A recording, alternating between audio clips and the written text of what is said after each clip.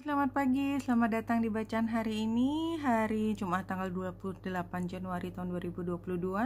Selamat datang di bacaan harian, bacaan umum untuk semua zodiak. Ambil hanya jika resonate, silahkan lihat description box di bawah video ini untuk rangkuman bacaan hari ini. Hari ini bulan berada di Sagittarius, dan tentunya karena Sagittarius pengaturnya adalah Jupiter, kita lihat Jupiter ada di Pisces.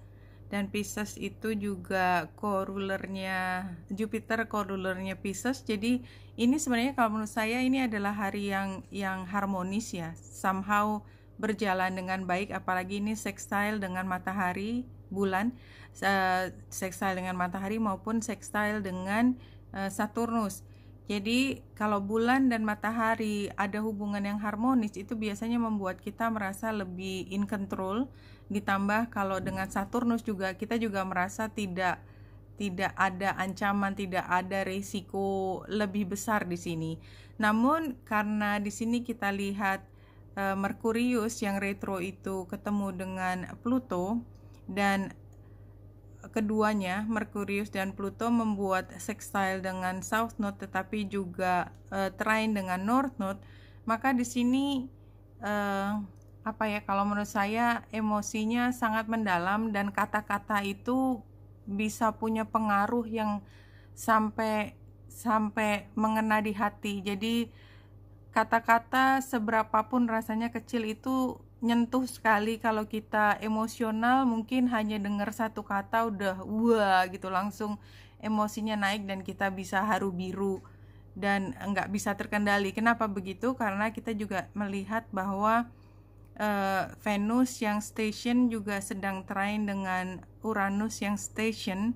Di sini kan ada perubahan yang besar dari cara berpikir kita tentang apa yang baik, apa yang berharga, apa yang indah, termasuk hubungan, karena Venus kan mengatur juga hubungan dan dia trine dengan Uranus. Jadi perubahan di dalam menilai sesuatu di luar yang tadinya tampak begitu indah ternyata tidak seindah itu, yang tadinya kita nilai seburuk-buruknya apa gitu, tapi ternyata enggak sepenuhnya benar.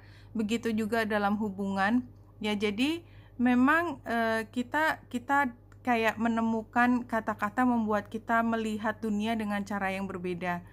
Cuman ini masih hari dimana kita mungkin nggak cuman hari ini, dari kemarin dan besok juga masih, itu ketika kita melihat kata-kata itu menyentuh hati kita paling dalam, tetapi kita belum bisa memproses, mengolahnya lebih dalam lagi, kecuali berusaha untuk menerima ini adalah kenyataan.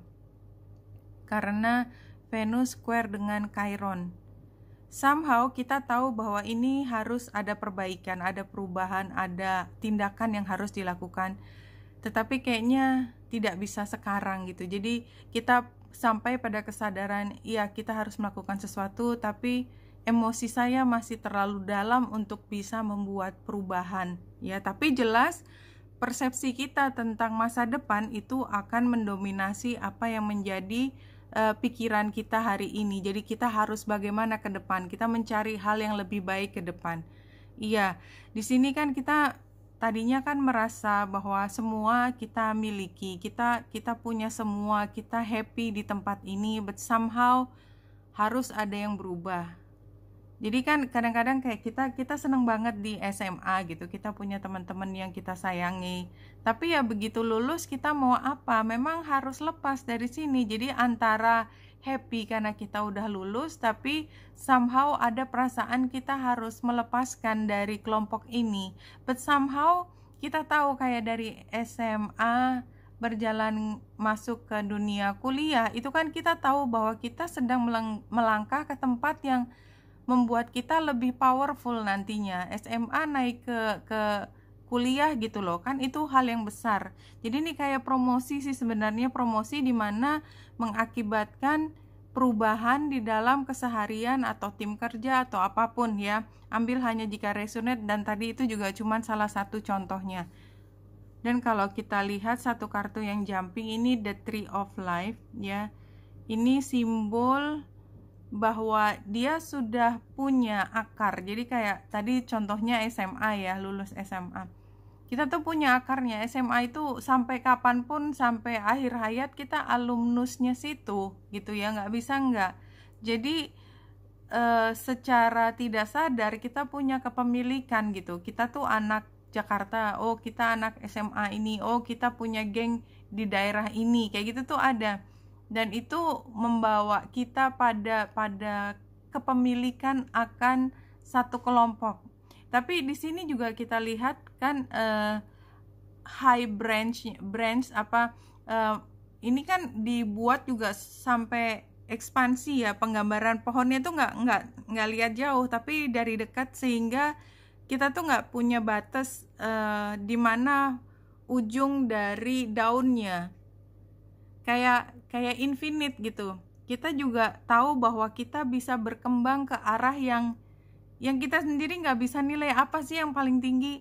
Oh, setelah kuliah ini, saya ambil contoh ya, kuliah ini lebih tinggi lagi master, lebih tinggi lagi dokter. Siapa bilang begitu dokter udah berhenti gitu kan, bisa lebih tinggi lagi, lebih tinggi, nggak tahu. Dan kita lihat penggambarannya di sini kan banyak kupu-kupu di bawah ya. Kupu-kupu itu kan transformasi, yang berubah itu adalah yang di bawah. Dan kita lihat akarnya dibuat penggambarannya itu merah dan dia kayak terlihat gitu, terlihat. Jadi kalau menurut saya ini somehow semakin, walaupun dia mengakar, tetapi sebenarnya yang lebih kita lihat adalah perkembangan ke depan ya. Ini penggambaran dari matahari yang trine dengan north node dan sextile dengan south node. Jadi masa lalu itu ada, tetapi bukan itu utamanya.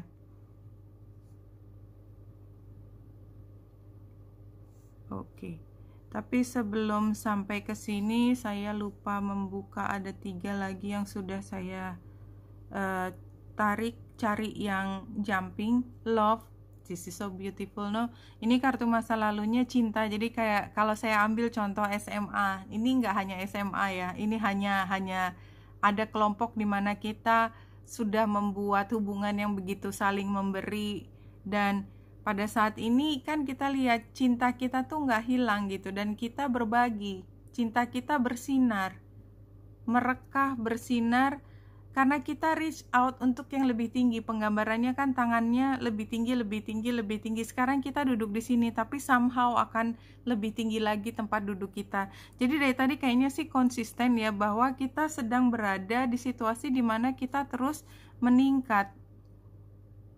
Oke, dan ini the star outcome-nya juga sama kan? Ini adalah cita-cita yang setinggi-tingginya, Aquarius. Dan di kiri situasinya adalah Knight of Cups. Ini juga tentang cinta kan? Jadi sama, semua tentang cinta. Ini tantangannya adalah kita mungkin over cemas terlalu berlebihan.